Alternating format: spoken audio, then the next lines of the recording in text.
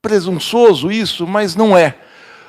O livro do Arthur se volta para um desses personagens gigantescos e anônimos da história brasileira, que se fez e sofreu e se engrandeceu nas lutas populares, especialmente na primeira metade do século XX, e pagou muito caro por isso. O seu Alberto nasceu no interior de São Paulo, aliás, o nome de batismo dele era Bartolomeu, né? De uma família de camponeses, em 1908. E morreu no final de 1991, com 84 anos de idade. O seu Alberto, 83 para 84, eu nunca sei direito o registro dele, mas 84 anos vividos intensamente. Eu fui conhecer o seu Alberto no final dos anos 70, na luta da anistia. O seu Alberto, desde muito novo, foi um inquieto, foi um inconformado. Não só porque teve uma infância sofrida de camponês, num tempo em que nós estamos voltando a esse tempo, mas não existia nenhuma proteção trabalhista, você tinha trabalhos análogos à escravidão, o pai abandonou a família e volta depois para o Alberto, e era um pai que também extremamente severo, que batia muito no Alberto, aquela educação aos trancos e barrancos, mais aos trancos do que aos barrancos. E o Arthur retrata isso num livro que foi um trabalho de conclusão de curso que ele fez há quase 30 anos, em 1991, e transforma num livro que é pequeno, mas é uma crônica. Eu estudei história, eu não gosto muito da palavra, do conceito microhistória, porque o microhistória é a história da vida privada, a história das particularidades, porque a vida do seu Alberto, a vida privada dele, sempre se confundiu com a vida do país. E eu falo isso sem exagero algum, porque o seu Alberto, ainda adolescente, foi colhido, ele sai do interior e vem para São Paulo, por esse processo ainda desvalorizado, que foi a Revolução de 1924 aqui, que é uma das expressões do tenentismo aqui em São Paulo, quando a baixa oficialidade da força pública, liderada pelo Isidoro Dias Lopes, chega a tomar o poder de Estado aqui, por 2 meses, em 1924. São Paulo foi combatida pelas forças legalistas do governo Arthur Bernardes, um governo que, durante todo o seu período, de 1924 a 1928, governou em estado de sítio. Então, São Paulo, foram instalados canhões e tanques nas colinas da Penha, que bombardeavam a cidade constantemente. A cidade foi invadida por tanques, que chegaram até o bairro do Belém, onde eu moro, e pararam nas trincheiras cavadas pelos insurgentes, e, diante da impossibilidade de invadir a cidade por terra, foi cometida uma loucura absurda, que foi chamada aqui a aviação do Exército, você não tinha força aérea ainda, que bombardeou a cidade, bombardeou o centro da cidade, grande parte da Zona Leste, o bairro de Ipiranga, os bairros operários da cidade, foi intensamente bombardeado por mais de 2 semanas, em julho de 1924. Pois o seu Alberto se vê nesse meio, com 16, 17 anos de idade, e se engaja na luta armada ao lado da força pública. E quando a Revolução termina com a derrota dos insurgentes, eles vão até Bauru, o seu Alberto fica na capital escondido e fica sabendo, logo depois, meses depois, da coluna que era liderada pelo Miguel Costa e pelo Luiz Carlos Prestes, que ficou conhecido com o nome desse último, e se engaja na coluna a partir daqui de São Paulo.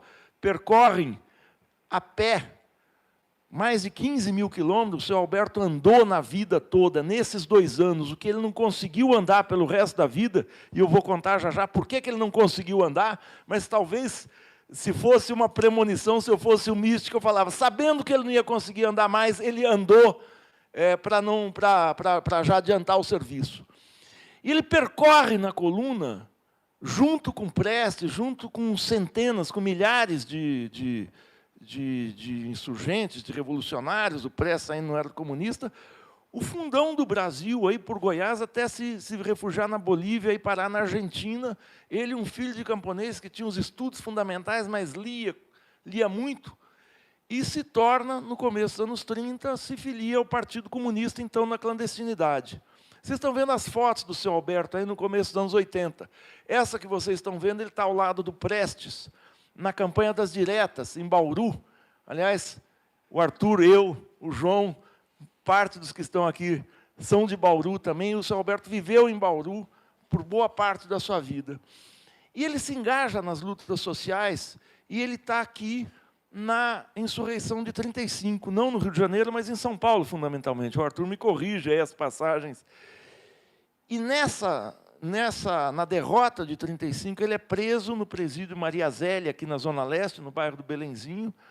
Ele é muito torturado, ele leva uma coronhada de fuzil na base da coluna, o que na hora não parecia uma dor imensa. Ele é colocado num porão do presídio, com água até a cintura durante o dia, até o peito quase, e aí isso era esvaziado à noite para ele dormir. E jogava um pãozinho ou dois para ele se alimentar. Ele ficou um mês nessa condição, aí o Arthur me corrige aí, e ele sai dessa prisão mais morto do que vivo, mas ainda vivo, sem conseguir andar. Em 1935, aos 27 anos de idade, ele não consegue mais andar. Por isso que eu digo, ele andou pela coluna o que ele jamais conseguiria andar.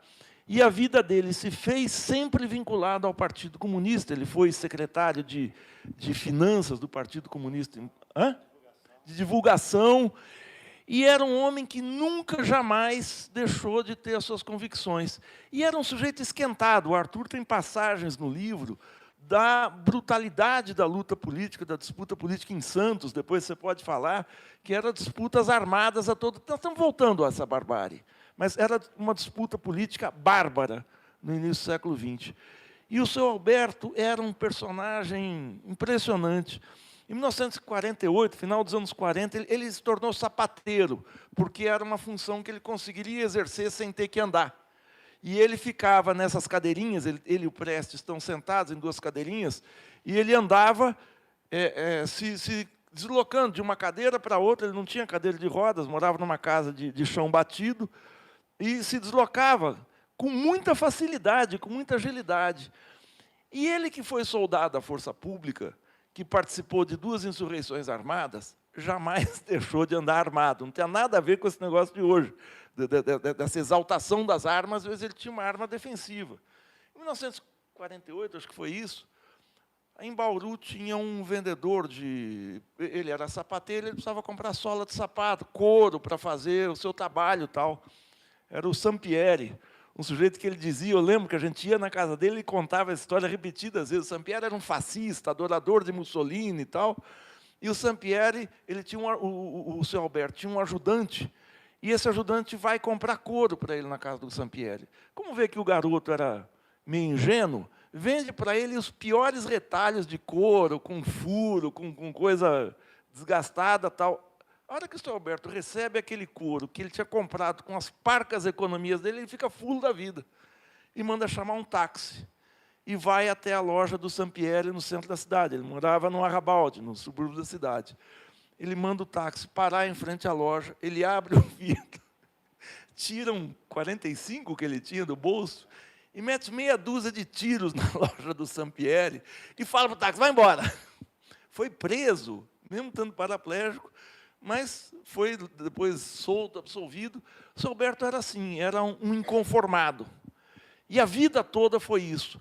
Era um homem que, quando eu conheci, em 79, acho que na mesma época que o Arthur, na época da anistia, o que ele mais pedia era livro. Ele não pedia dinheiro, não pedia comida, não pedia nada, mas pedia livros. Era aquele que sintonizava na Rádio Moscou toda noite para escutar o que está acontecendo de verdade no mundo.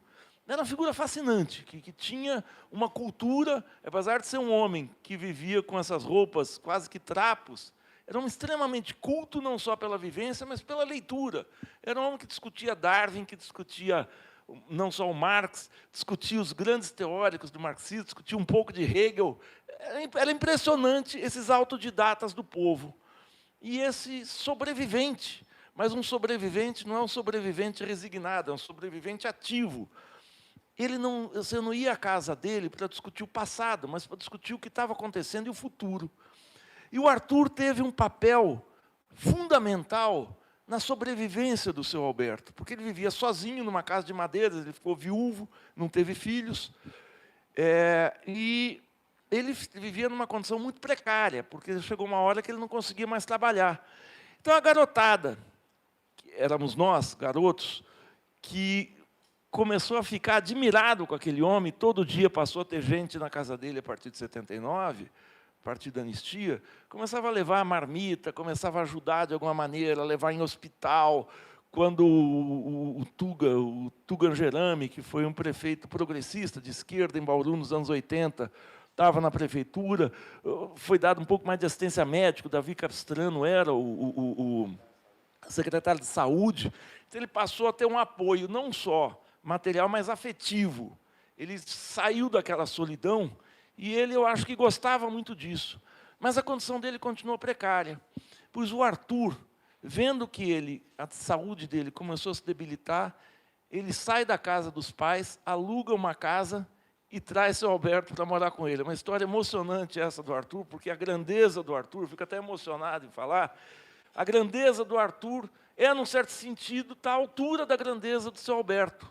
E escreve essa belíssima homenagem a ele, que eu volto a dizer, é um livro pequeno, mas literariamente é muito saboroso, porque o Arthur não faz a microhistória da vida privada, mas mescla a vida pessoal do seu Alberto, suas dificuldades, suas escolhas, suas opções, seus anseios, fruto de longas e longas e longas conversas que manteve ao longo de anos, acho que ao longo de 13, 14 anos com o seu Alberto, e transforma nessa bela obra, e ele reescreve inteira.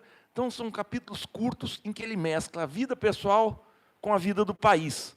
Aliás, o livro começa assim, como as boas biografias, não começa linear com o nascimento do seu Alberto. O nascimento do seu Alberto, acho que está no 3º capítulo. E o João fez a façanha de editar o livro também, de botar essa obra em pé. É pena que a tiragem está pequena, e com todo respeito ao João, quer dizer, a gente gostaria que esse livro fosse distribuído nacionalmente, não sei se a gente tem numa crise do mercado editorial, porque é uma história exemplar. Eu fico me lembrando, às vezes, daquele poema tirado de uma notícia de jornal do Manuel Bandeira, que era o João Gostoso, que trabalhava em obra, que um dia saiu, eu até peguei aqui, que é um pouco essa história anônima, que o Arthur... Mas ele é muito melhor que o personagem do Manuel. Deixa eu ver se está aqui na tela. É um poema que tem 8 linhas. Poema tirado de uma notícia de jornal. João Gostoso era carregador de feira livre e morava no Morro da Babilônia, num barracão sem número. Uma noite ele chegou no bar, 20 de novembro, bebeu, cantou, dançou, depois se atirou na Lagoa Rodrigo de Freitas e morreu afogado. É uma notícia de jornal, é um personagem anônimo que o Manuel Bandeira encontrou. Pois o Arthur encontrou um personagem anônimo muito mais grandioso, mas muito maior do que o João Gostoso, que é o Alberto de Souza, o Bartolomeu, que no Partido Comunista tinha um codinome que todo mundo viria facilmente que aquilo não era um nome, que era o codinome, o nome frio dele era Brasil. O amor que o seu Alberto tinha pelo nosso país era uma coisa impressionante, das lutas nacionalistas, da luta pela Petrobras, da luta pela afirmação do Brasil como um país soberano. Ele nunca saiu do país. Vários foram para o exílio, vários companheiros, ele sempre ficou aqui. Porque ele era aquele militante do interior, um militante que não está na Lagoa Rodrigo de Freitas, nem se jogou de lugar algum, mas que brigou pela vida até o fim. E, sem poder andar, fez uma caminhada aqui, que eu babo de inveja, de admiração e de emoção.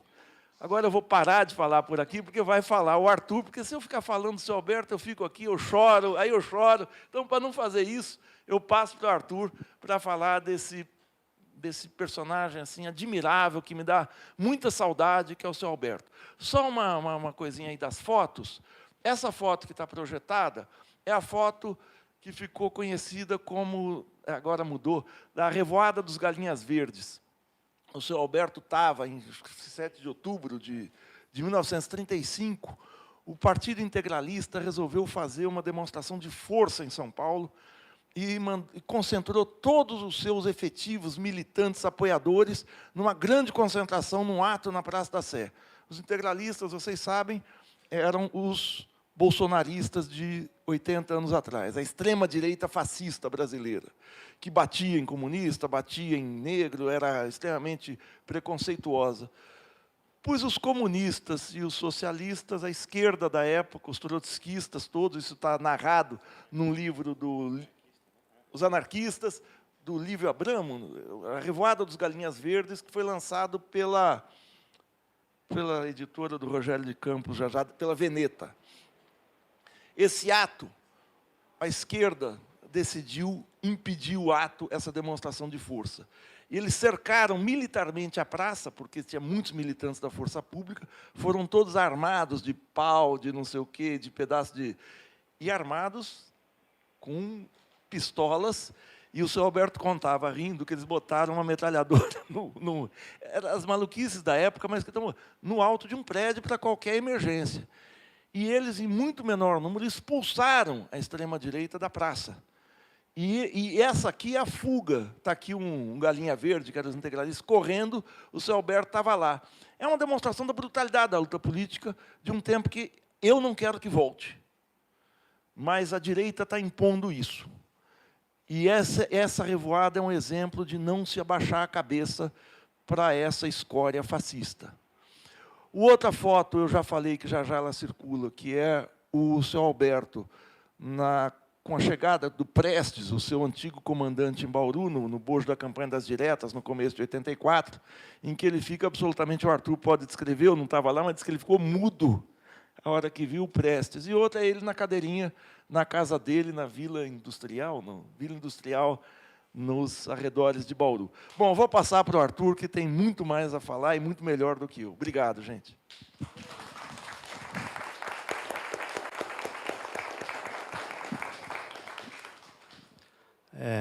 Boa noite a todos e todas. Eu agradeço a Tapera Taperá por essa oportunidade de estar aqui hoje e a todos vocês que vieram, né?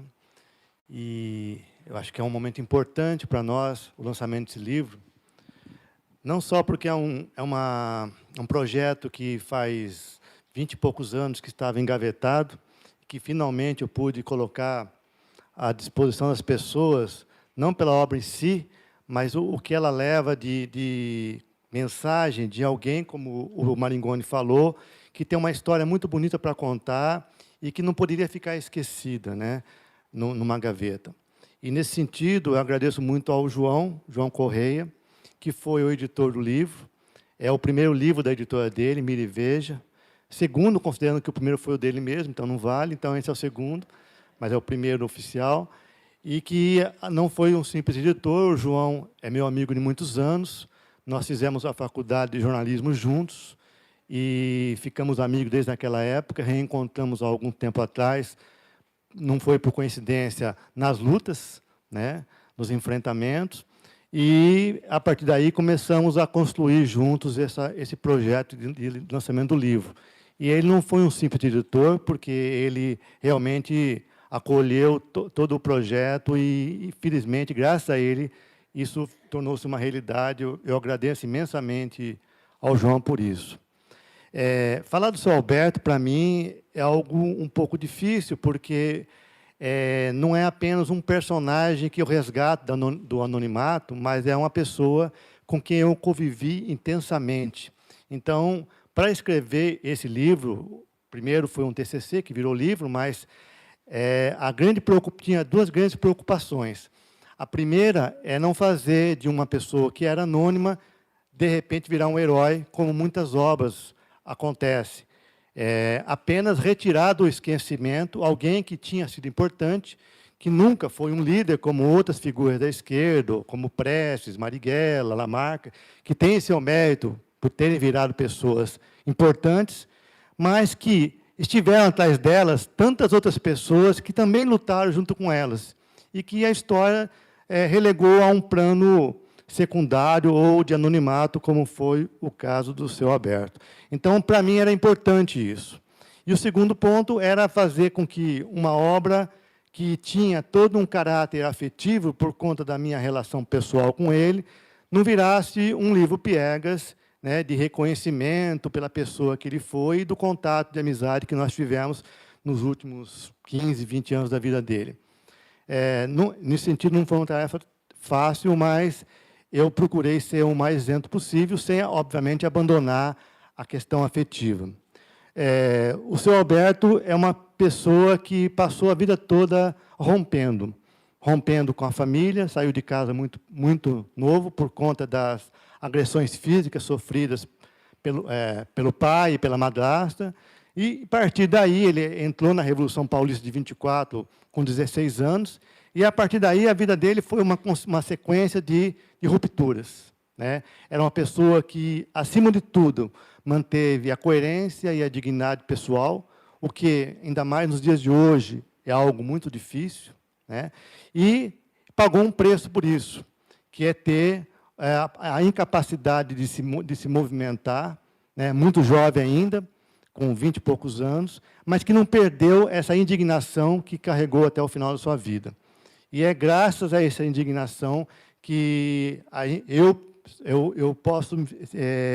eu convivi com ele, como o Maringoni falou, no último ano da vida dele, nós vivemos juntos, eu o trouxe para compartilhar comigo uma casa que eu morava sozinho, e foi uma experiência muito forte para mim.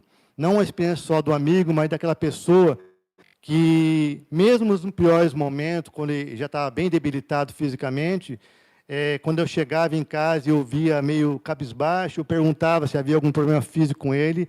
A tristeza dele não era por algum problema físico, né, que ele não andava, mas sim a indignação com algum fato que ele tinha ficado sabendo pela televisão, alguma coisa, na época era o governo Collor, se não me engano. Então, não, eu estou puto porque o Collor fez isso, ou porque aconteceu aquilo. Então, era uma pessoa que sempre colocou o coletivo acima do pessoal, acima do individual. E isso, para mim, foi um exemplo que me marca muito, né? Porque eu conheci o seu Alberto graças a um livro que foi publicado em 79, em Bauru, chamado Subsídios para a História da Repressão, que provavelmente vai ser relançado esse ano, e talvez até pelas mãos do João também, de um velho companheiro meu, do Maringoni, o Pedroso, que também foi um militante antigo do movimento político, que ele lançou em 79, lá em Bauru, para ajudar a divulgar a campanha da anistia, que foi uma campanha que foi feita na época para que voltassem para o Brasil todas aquelas pessoas que tinham sido expulsas ou tinham que sair do Brasil por conta da perseguição movida pelos militares que... Sim, sim. Sim, ser lançado. E foi importante. E, nesse livro, o Pedroso narra pequenas histórias de várias pessoas de Bauru que tinham sido perseguidos tanto pela ditadura do Estado Novo, do Vargas, como pela ditadura de 64 dos militares que tomaram o poder naquele momento. E, numa das pessoas que foi citado no livro, foi o seu Alberto.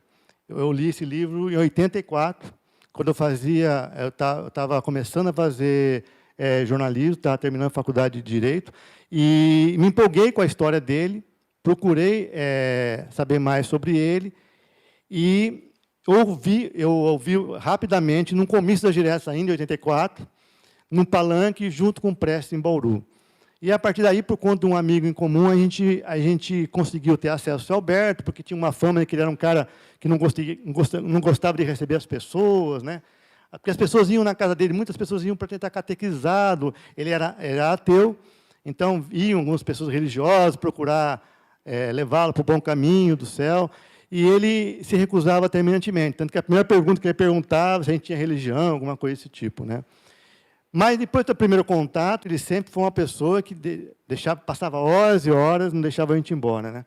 E, a partir disso, a gente começou a travar uma relação de amizade muito grande, a gente era estudante, era um momento de efervescência política no país, e a gente, como militante estudantil, a gente reunia várias pessoas que também começaram a ajudar o seu Alberto, que morava numa casa, num bairro distante de Bauru, né? Morava sozinho, porque ele era viúvo, e já não conseguia mais trabalhar como sapateiro por conta passou a tremer muito, por conta, talvez, sequela da própria tortura, né? E a gente fazia umas vaquinhas, todo mundo era duro, mas fazia vaquinha para poder pagar uma marmita para ele todo dia, levar alguns produtos para ele poder ir se mantendo. Isso foi por vários anos, até quando eu tive condições de levá-lo para compartilhar comigo uma casa, que, na verdade, virou uma casa meio socialista, porque eu morava com ele, mas tinham duas amigas que eram militantes também, que moravam próximas. Então, naquela época, eu advogava, e estava começando a advogar, e aí todos tinham a chave da casa, e todos dividiam algumas tarefas básicas, tipo levar almoço, jantar para ele, por conta da disposição do horário de cada um. Então, até nisso, a gente conseguiu fazer com que o senhor Alberto vivesse numa casa comunitária, em moldes mais próximos do que ele acreditava, do socialismo e tudo mais, né? E o senhor Alberto tinha esse sonho de, quando ele ficasse bem velho, ele pudesse ser convidado para ir morar nos fundos da casa de algum companheiro. Ele sempre falava isso, né? E, obviamente, não ia morar nos fundos da casa, mas ia compartilhar essa casa comigo. E foi um momento de muita tristeza quando ele morreu, mas essa convivência com ele foi muito forte para mim, porque quando eu ficava deprimido, quando alguma luta política não tinha sucesso, e a gente cansou de ser derrotado, né? Eu pensava, por que iria eu desistir de continuar lutando, se alguém que dedicou os melhores anos da sua vida, a sua melhor saúde, o melhor que é poder caminhar para por conta de uma luta política, porque eu, né, um menino pequeno burguês, iria abandonar a minha militância por conta de alguns entraves ou algumas desilusões, né? Então, o senhor Alberto vem sempre à mente em momentos de derrota ou de desilusão, como que nós estamos vivendo hoje no país, né? E não foi coincidência ter lançado agora, mas foi muito bom ter lançado esse livro depois de tantos anos, justamente nesse momento, porque eu acho que esse livro dialoga com o momento que nós estamos vivendo, né? O senhor Alberto enfrentou 2 ditaduras, né? Conseguiu sobreviver a 2 penas a ela. Nós ainda, felizmente, não vivemos numa ditadura, mas vivemos num Estado terrível, né? Onde as liberdades democráticas vão se perdendo gradativamente, muitas vezes sem que a gente se perceba disso, né? E eu acho que relembrar uma figura como o senhor Alberto antes de tudo, lembrar que é preciso resistir, né? Nós fizemos um lançamento como esse, infelizmente o Maringoni não pôde ir, lá em Bauru, mês passado, e juntamos bastante gente, né? Como aqui está se juntando também, eu fico feliz, porque nem sou de São Paulo, né? Quer dizer, embora tenha nascido aqui, mas eu fui embora de São Paulo com 5 anos de idade, mas também aqui eu estou conseguindo juntar um número significativo de pessoas para um evento como esse, né? E me parece, e lá em Bauru a gente juntou muita gente mesmo, 120 pessoas, 130 pessoas, né, num bar, e eu não esperava isso lá, e algumas pessoas perguntam, mas o que está acontecendo, né? O senhor Alberto não era tão conhecido, né?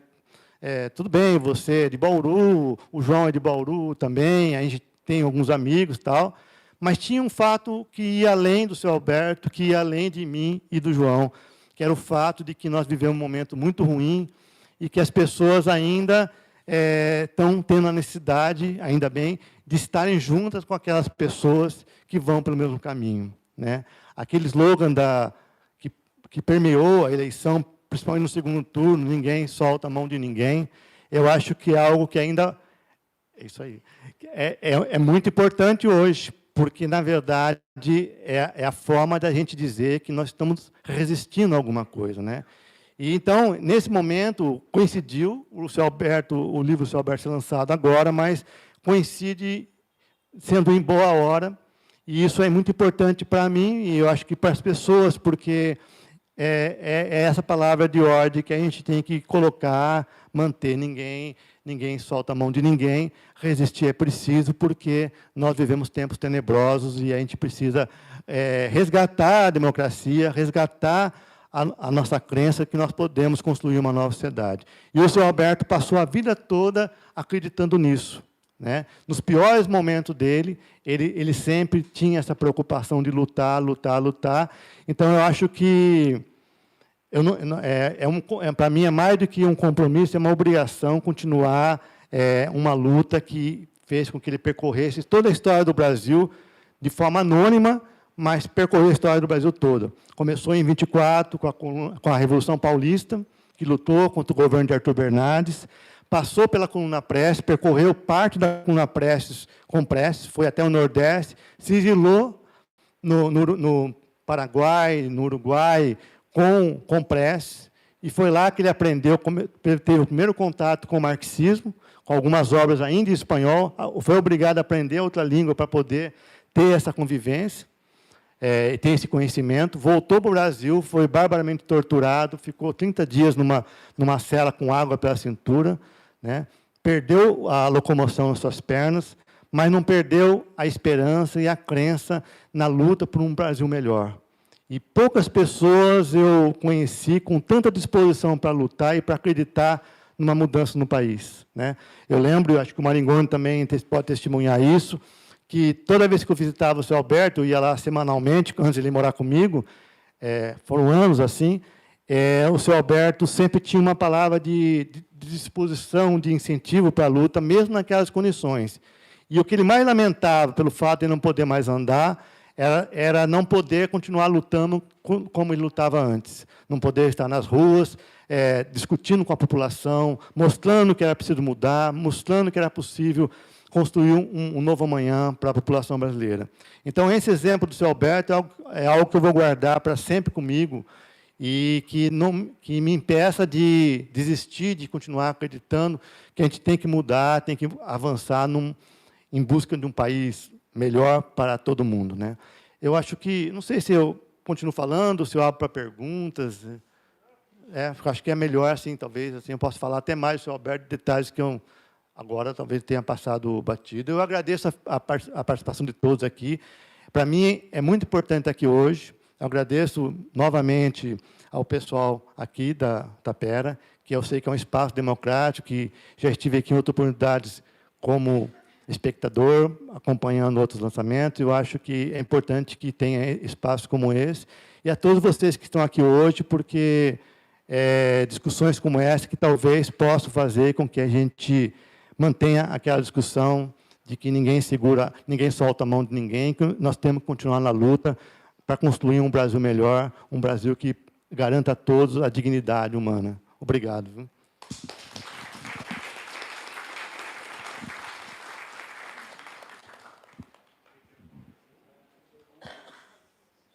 Se alguém quiser falar, comentar, perguntar, interagir, opinar, palpitar, fazer uma tese, enfim, está aberto aqui.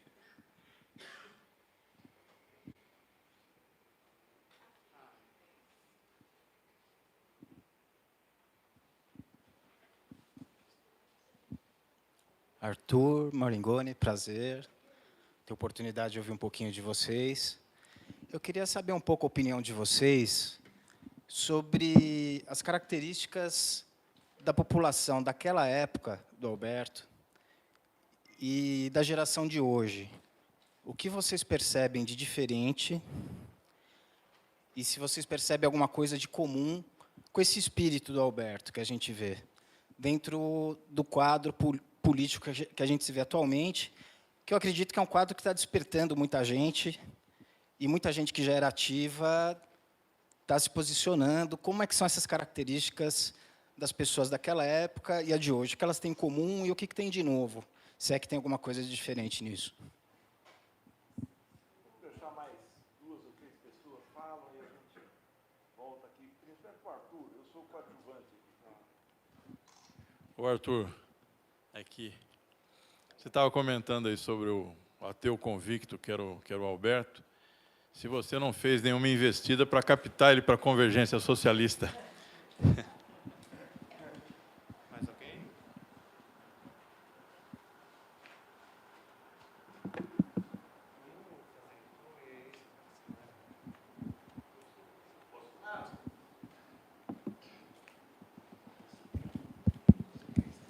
Oi, Arthur. Boa noite. Arthur, eu queria te perguntar, assim, a relação do seu Alberto com a luta partidária, né? Estava nesse momento, enfim, ele que passou por um período tão extenso no lugar de estar resistindo, como que ele dialogava, falava, como que ele enxergava a atuação dos partidos nesses diferentes momentos que ele pôde acompanhar. Enfim, acho que me provoca a pensar isso, até para pensar também nessas nossas dinâmicas partidárias atuais também, o campo progressista, como se coloca ou não.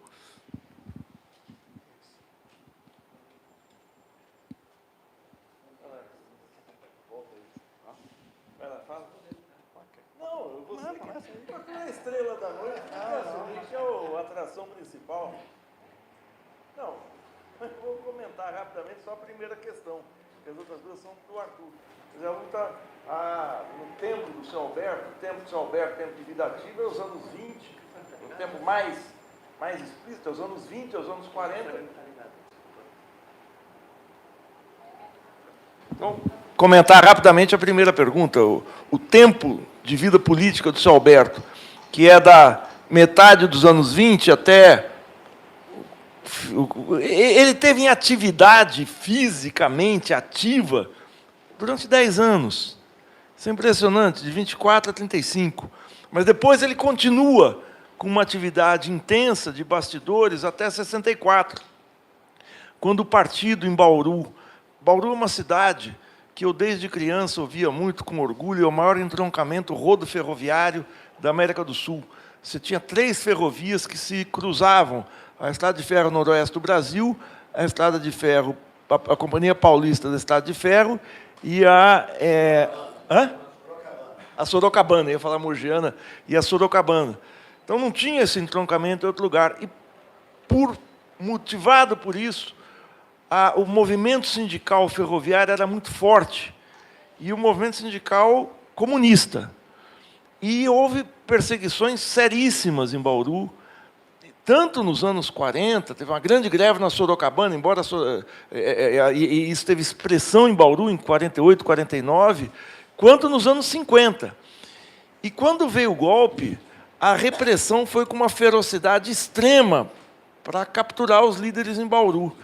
E o seu Alberto perdeu os contatos.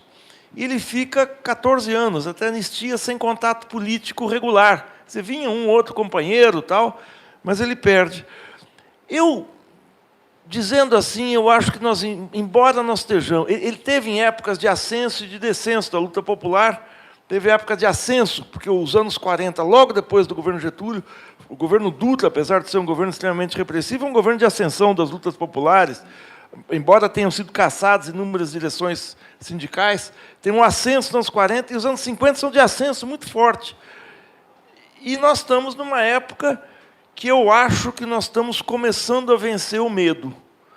Eu estou menos pessimista do que alguns meses atrás. Eu acho que o seu Alberto estaria um pouco mais otimista que eu até, porque o mundo bolsonarista está se estreitando, não só... E eu falo isso de maneira séria, eu não falo isso de uma maneira de otimismo bobo, não. No mundo, a extrema-direita está recuando.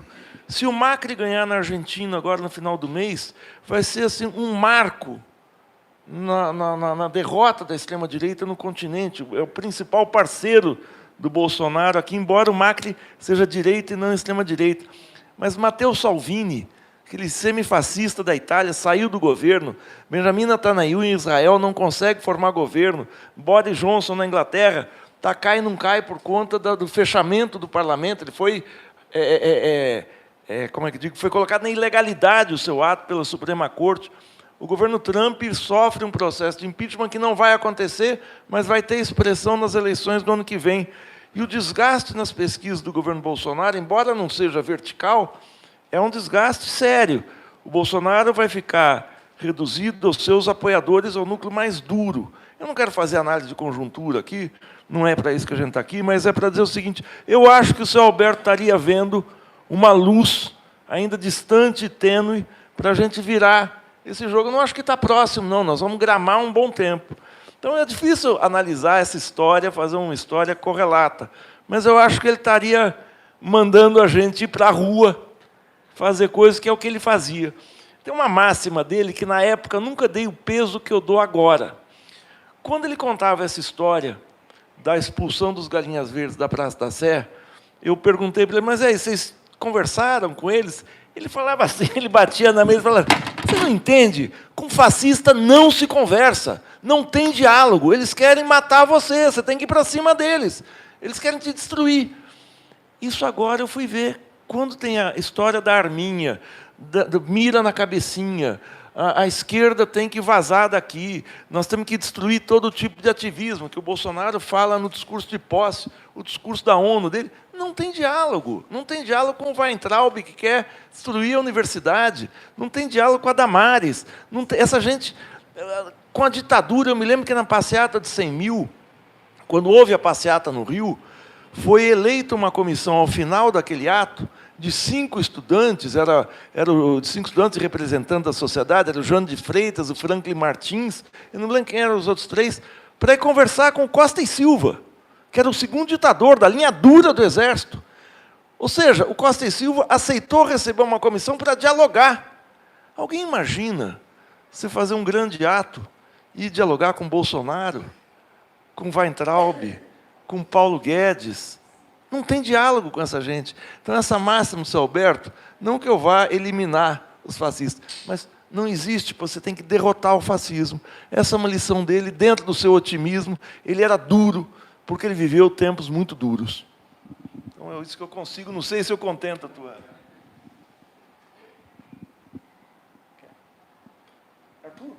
Acho sim que o seu Alberto é o ponto mais importante da... Eu convivi muito com o seu Alberto, né, os últimos 15 anos da vida dele, né? Acho que mais do que você, né? Porque na verdade, o que aconteceu? A minha relação com o seu Alberto, ela foi muito além da relação apenas política, virou uma coisa pessoal, né? E por conta disso, a gente acabou construindo uma amizade quase que diária, né? Isso envolveu muitas questões. Então, é diferente de você, que foi embora de Bauru e tal, né? Abandonei Bauru.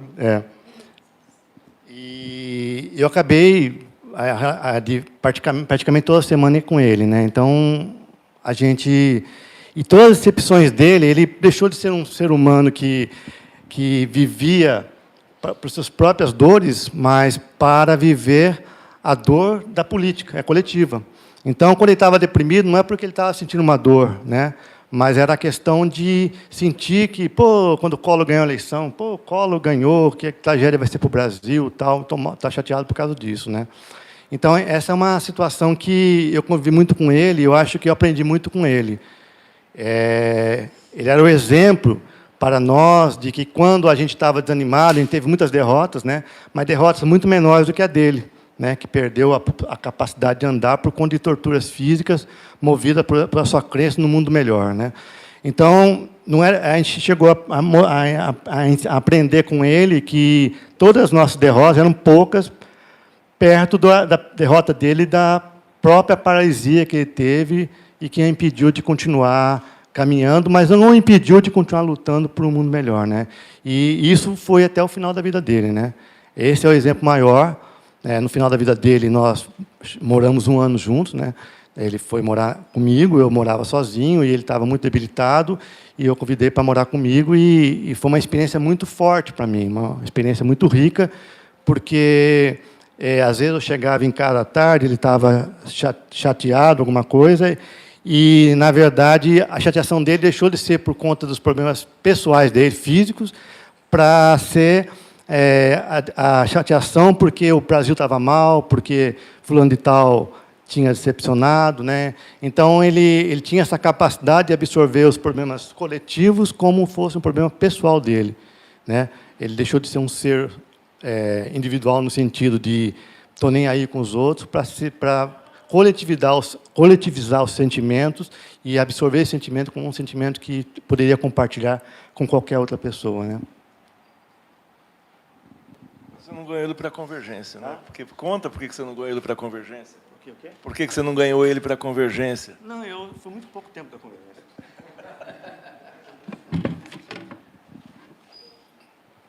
Boa noite. O Arthur, eu queria saber se ele teve algum papel, por exemplo, na formação de alguns guerrilheiros e ícones de Bauru, como os irmãos Petit, como o Márcio Toledo, se o Alberto teve alguma relação com ele, se ele influenciou, alguma coisa assim. Então, já antecipando alguma coisa do livro, né, o senhor Alberto ele ficou paraplégico muito novo, né, por conta das torturas que ele sofreu na ditadura do Estado Novo. Né, então, ele tinha 24 anos quando ele ficou paralítico. Né, mas isso não o impediu de continuar lutando. Né, e foi nessas condições precárias de saúde que ele continuou lutando. Então, no golpe de 64, após o golpe de 64, a atuação dele era mais limitada, mas o que não impediu de sofrer algumas retaliações. Só que aí já não era já mais um foco de repressão da ditadura por conta do fato de ele não causar tanto medo. Mas ele era uma referência para toda a esquerda de Bauru. Né? O Maringoni, que já militava muito antes de mim, né? Eu lembro que uma vez você falou isso para mim, que era uma espécie de batizado político levar os militantes de esquerda que começavam a atuar politicamente na casa do seu Alberto, né? Como fosse agora você pode militar porque você já foi abençoado pelo um ícone que está nessa situação justamente por conta da sua crença num mundo melhor. Né? Só dando um spoiler já, o seu Alberto ele ficou paralítico com 24 anos por conta de torturas que ele sofreu no Estado Novo. E isso não impediu que ele continuasse lutando até o fim da sua vida. Né? Então, ele é uma referência muito importante nesse sentido. Não sei se eu respondi a pergunta aí.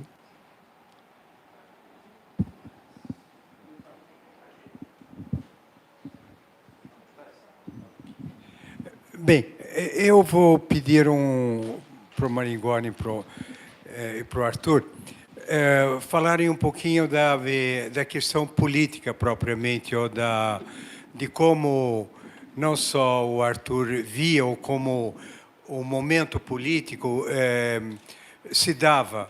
Por exemplo, a questão da vinculação dele ao Partido Comunista, como é que isso se dava, ou como é que havia alguma ligação, ou como o ambiente de revolucionário de época se dava e como é que o Alberto interagia nisso. Por exemplo, aparece a foto dele aí com o Prestes.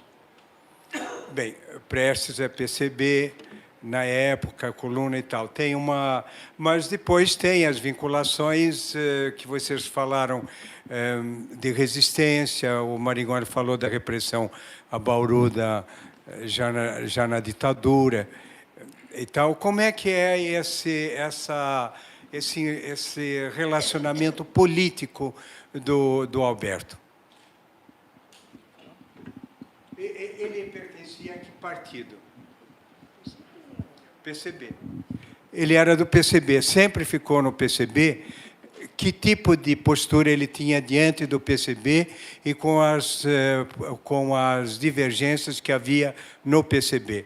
Ele tinha esse alcance político ou não?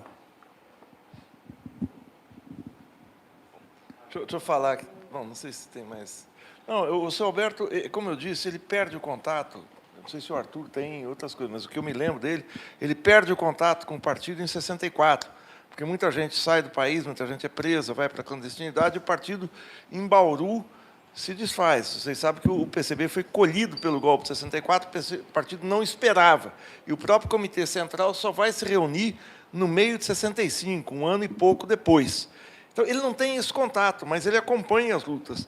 O seu Alberto falava o nome das pessoas, era engraçado, porque ele falava, eu gostava muito do Maringela, né, que é o Marighella. Ele gostava do Marighella, mas nunca se vinculou ao Marighella, sai em 66, na conferência da OLAS, em Havana, ele sai do PCB para fundar a LN. O seu Alberto tem admiração pelo Marighella, mas nunca teve contato direto com o Marighella depois de 64. Ele conhecia o Marighella pessoalmente antes. E ele disse que se ele andasse, uma vez ele falou, ele teria ido junto com o pessoal da luta armada. Ele falou, eu não ia ficar parado. Com o golpe aqui, eu não ia ficar parado, eu iria. Mas eu nunca soube de contatos que ele tivesse tido com o pessoal da luta armada que saiu de Bauru, até porque tanto os irmãos Petit, aí o o Arthur me corrige se eu estiver enganado, quanto o Darcy Rodrigues, que foi o sargento do Lamarca, quanto o Márcio Toledo, fizeram a sua militância fora de Bauru. Então, ele fica sem contato. Em 79, quando tem o racha, quando o Prestes sai do PCB, tem aquela divisão, o Prestes e o Gregório Bezerra, que eram as lideranças mais expressivas, saem por divergência. O Prestes é expulso do PCB e o Giocondo Dias assume a direção. O Giocondo, o que foi depois o último secretário, eu conheci até, morreu, foi pracinha na Itália, que teve um problema na mão de uma explosão de uma granada. Ele sai achando que eles estão indo para uma linha muito moderada. Eu até entrevistei ele na época para um jornal aqui, e ele falava, não, os comunistas têm que estar com Prestes e Bezerra, que são gente nossa. Essa expressão do seu Alberto, que é quase poética, gente nossa, é a expressão do partido dele. Nós éramos gente nossa para ele, né? Ele via gente independente, eu não lembro, em Bauru, aí você que ficou mais tempo lá, que conviveu mais estreitamente, se ele fazia muita diferença de você do MR8, do PCB, do PCdoB, da Convergência, da Libilu, ele acolhia todos, porque todos eram gente nossa. Ele via quem lutava. E essa grandeza dele, ele não era, apesar de ter sido uma cultura formal muito restrita, ele fez, acho que, o 4º ano primário, ele era politicamente extremamente culto. Conhecia os teóricos, tanto teóricos da política quanto os teóricos militares da esquerda, além de, como eu falei, o Hegel, o Darwin, o Sun Tzu, o Clausewitz, ele lia e conhecia. Então, ele não era um militante tosco não, mas um militante ignorante. Era um sujeito refinado ao ponto de um militante popular poder ser. Mas ele gostava de gente nossa, gente que está na luta. E essa é a memória que eu tenho dele. O seu Alberto tinha... Não, é isso mesmo. Porque tanto eu como o Maringoni, a gente conheceu o seu Alberto em momentos diferentes, né? Mas a gente conviveu com ele intensamente em algum momento, né? Mas eu acho que é por aí, né? O seu Alberto é essa militância ecumênica que veio da base, né? Não era um profundo teórico, né? Não era um profundo conhecedor, um cara que tinha uma indignação profunda, que, em um determinado momento histórico, estava no momento certo, que acabou acarretando a ida dele para essas lutas, né? Eu acho que é tudo a questão do momento histórico dele. E que levou a ele passar por todos esses processos que talvez, que ele, se não tivesse ficado paralítico na tortura lá atrás, né, talvez ele tivesse continuado a militância dele de uma outra forma, muito mais atuante, né? É difícil imaginar como seria, né? Ele falava Maringela, tinha o Trotsky, que eu custei para descobrir quem era o Trotsky, e ele era um admirador do Stalin, assim, mas ele não fazia disso filtro para as relações pessoais, de maneira alguma. Ele tinha as convicções, mas é de esquerda, está aqui comigo, a gente nossa, estamos juntos.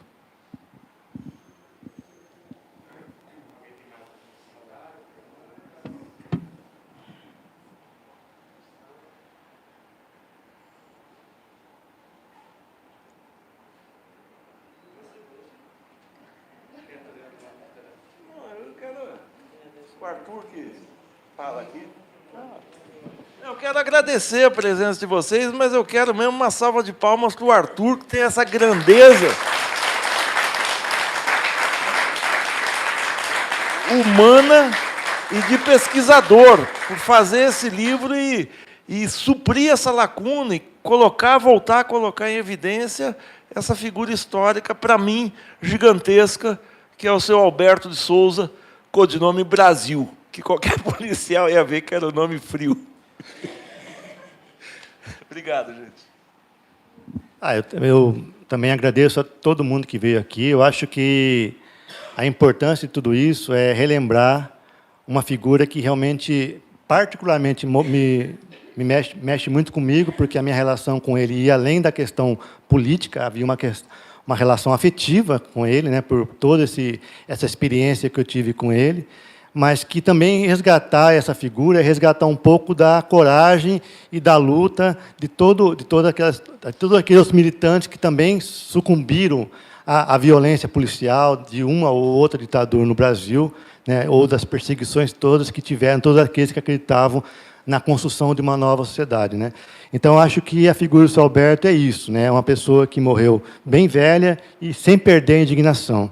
Eu acho que esse exemplo é o maior dele, é não perder a indignação, é continuar acreditando sempre que é possível transformar a sociedade e construir uma nova sociedade, uma sociedade que seja justa, igualitária, ou seja, que seja uma sociedade que perfeitamente caibam todos nós, né? Todos nós, seres humanos. Eu agradeço a todos que estão aqui, eu acho que é importante esse momento para mim, eu espero que seja para vocês também. Eu agradeço muito o Maringoni por estar aqui, porque o Maringoni é uma figura que também foi muito importante para o seu Alberto, antes de mim. Antes de eu conhecer o seu Alberto, ele já falava muito de você, né? Então, você é uma figura que ele gostava muito e é muito legal tê-lo aqui também, nessa atividade, e todos os demais também. Muito obrigado a todos aí.